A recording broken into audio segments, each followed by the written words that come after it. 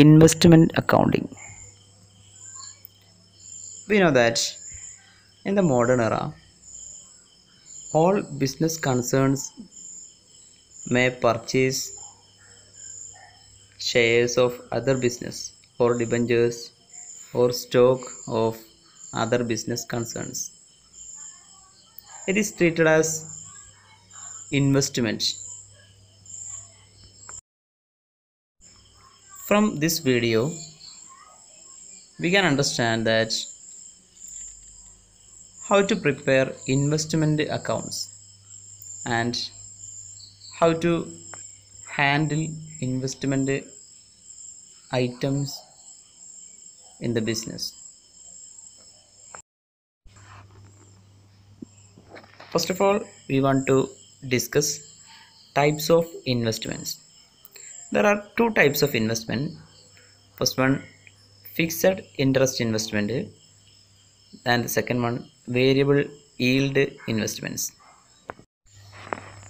The fixed is the investment which carries a fixed rate of interest dividend, and the variable yield investment is the investment which does not carry a fixed interest or dividend. Then we want to discuss some important terms in dealings of investments. First one, face value and at par price, at discounted price, at premium price, market value. First one is face value. We know that face value is the declared in the face of the document. It is shown in the face of the security document. That is the value, that is face value. It is the value in which the share is initially issued. Second one, at par price. Here, the purchase or sale of the document or share is at face value.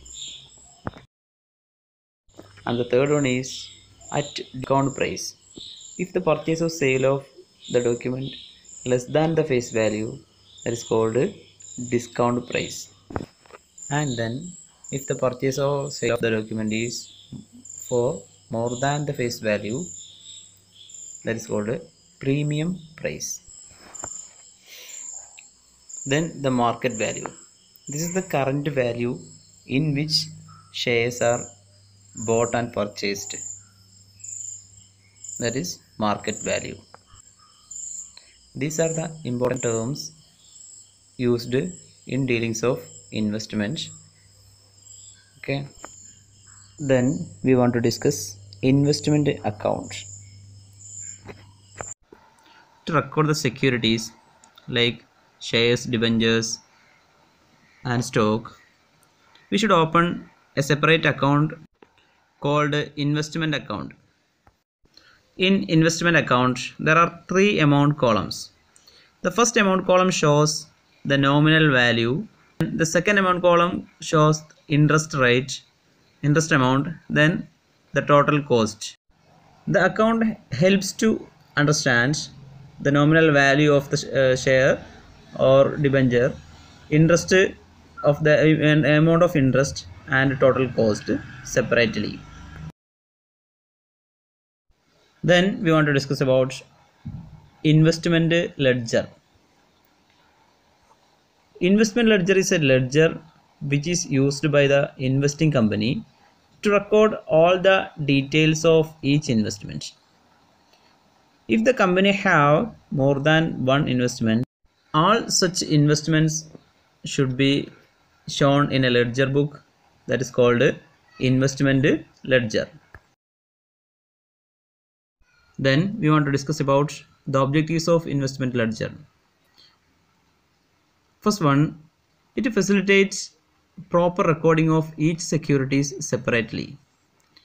If the companies have more than one security, the investment ledger helps to facilitates the proper recording of each security separately. Then the second one, it facilitates collection of interest and dividends. It helps to collect or remains to collect interest or dividend at time. Then the third one, to determine the value of securities at the end of the year. The investment ledger calculates the value of interest each and every year end. Then, and the last one, it helps to ascertain the profit or loss on sale of any security.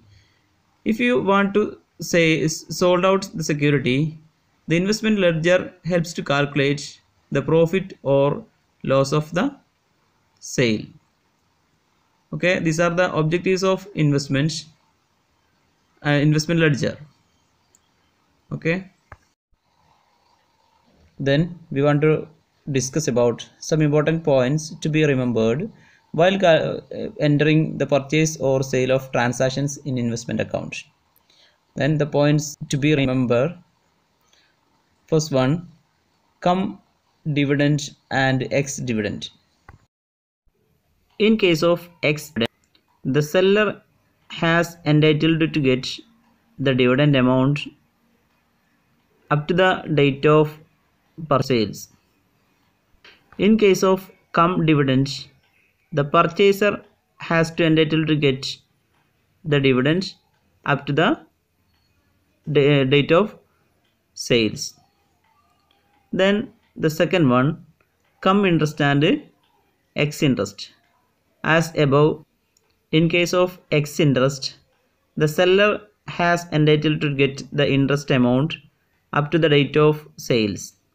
And in cum interest method, the buyer has entitled to get the amount of interest up to the date of sales. Okay, then the third one, on receipt of bonus shares, no entry in cost column. We know that bonus shares are costless, so issue of bonus shares are entered only in receipt side, not in the cost column. Okay,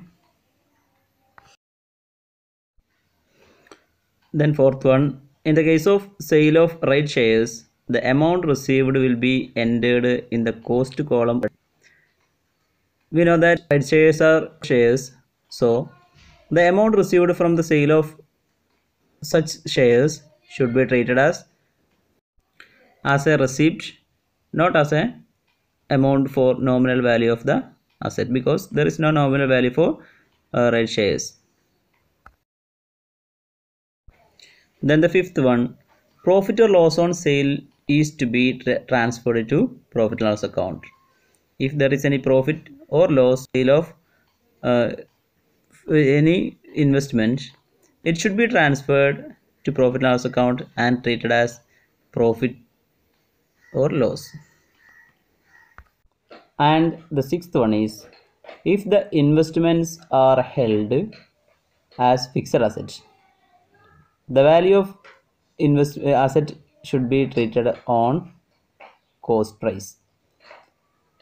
The value of asset or investment should be treated as cost price. And the final one, if the investments are held as current assets, then it should be valued at cost price or market price, whichever is less. These are the points to be remembered while preparing investment accounts. Okay, then here we want to discuss about brokerage and other expenses, how to adjust brokerage and other expenses in the case of investment accounts. The amount paid to the brokers while transferring the investments are called brokerage. We know that a broker is a person who take a duty of middleman in case of sale proceeds. Here the broker can get an amount from the purchasing part and the selling party. Here we want to discuss how to adjust the brokerage from purchasing party and selling party also. In case of purchase, the brokerage and the stamp duty should be added with the cost price of the investment. So the brokerage amount should be added with the cost of investment. And when securities are sold, the brokerage and the stamp duty should be deducted from the sale proceeds. And after deducting the sale proceeds, we should enter the amount. Okay. These are the treatment of brokerage and other expenses. Then we want to discuss about the accounting treatments for investment accounts. Here, when the purchase or sale of investment is on the date of payment of interest, the journal entries are: first one, when investment is purchased on the date of payment of interest, the journal entry is investment account letter to bank. Here, the price is quoted price plus brokerage. The amount quoted on the investment plus the brokerage amount. And the second journal entry is when interest received. The interest amount received. Bank account letter to interest. Then the third journal is when investment is sold. The selling of investment. Then the journal entry is bank account letter to investment account. Here the amount is quoted price minus brokerage. Here we should deduct the amount of brokerage from the received amount, the quoted amount of sale. Okay. Then the fourth, for transfer of interest to the profit and loss account. We know that interest is an expense, so it should be treated on profit and loss account. Then the journal entry is interest account letter to profit and loss account to transfer the amount of interest to the profit and loss account. Okay.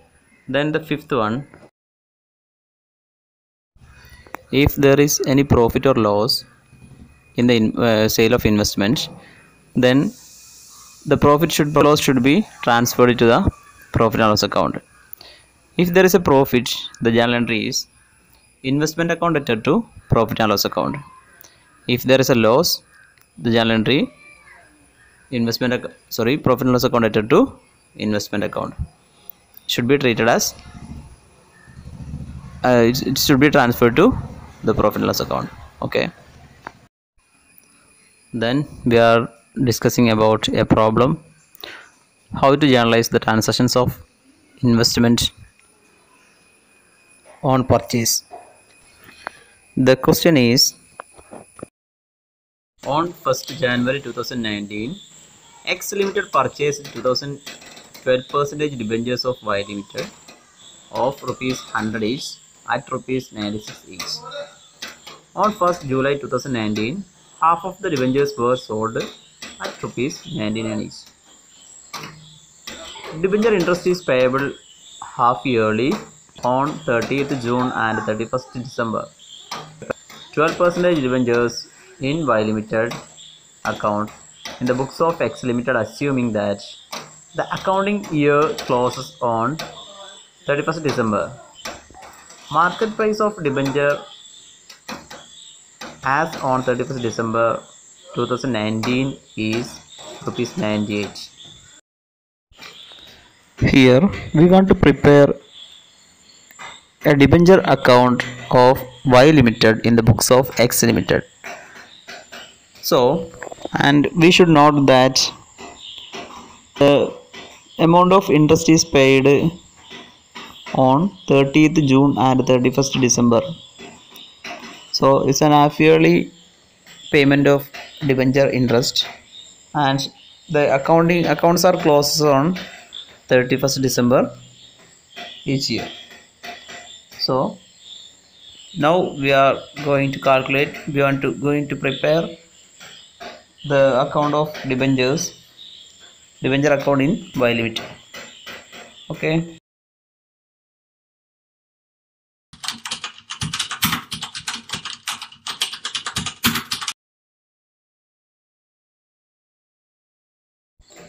Here is the debenture account in the books of X Limited. Then we know that in investment accounting there are three amount columns.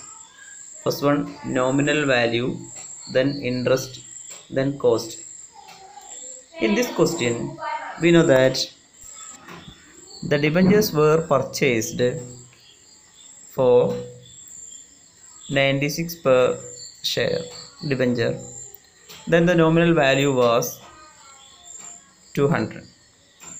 So for 100 debentures the nominal value is 2 lakh and the cost amount is 1,92,000, which is 200 into 96.